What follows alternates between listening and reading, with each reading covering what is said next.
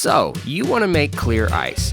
You've probably been watching one of those YouTube cocktail nerds with way too much time on their hands, and they've convinced you that clear ice is the only ice for the self-respecting home bartender. I'm looking at you, Greg. Well, I hate to be that guy, but they are all kind of right, especially considering how easy it is to make clear ice at home.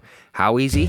This easy. Take a small insulated cooler and fill it with good tasting water. It doesn't have to be anything fancy, but if you have hard or chlorinated tap water, maybe run it through a Brita filter first. Once filled most of the way up, stick the cooler in the freezer with the lid off for a minimum of 12 hours and up to 24. Take it out of the freezer and let it warm up at room temperature for around 30 minutes, or however long it takes for the ice to melt enough to come out of the cooler. Once you've got your giant block of ice out of the cooler and onto the counter, you should see that the ice that formed at the top of the cooler is crystal clear. If you went the 12-hour route, the water that was in the bottom half of the cooler should still be liquid inside of a thin ice case. If you left the cooler for 24 hours or longer, the bottom half will be milky-looking ice full of air bubbles. Either way, this is because the water froze from the top down and not evenly from all directions.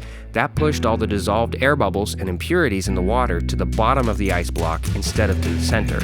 And since all the nonsense is at the bottom of the ice block, you can just take a stout kitchen knife that you don't care too much about and carefully, very carefully, hack off any ice that isn't part of the thick, clear section that formed at the top of the cooler. And you're done.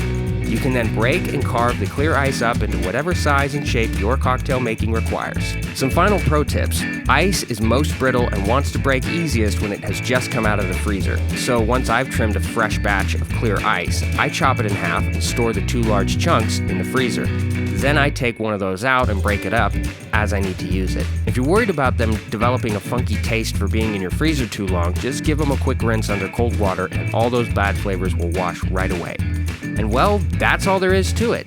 If you liked the video, go ahead and smack that button. There are lots of links in the video description, and I trust that you all know what to do with that information should you so desire. My name is Luke Wallstead. This has been the Homemade Edition, and I will see you next time.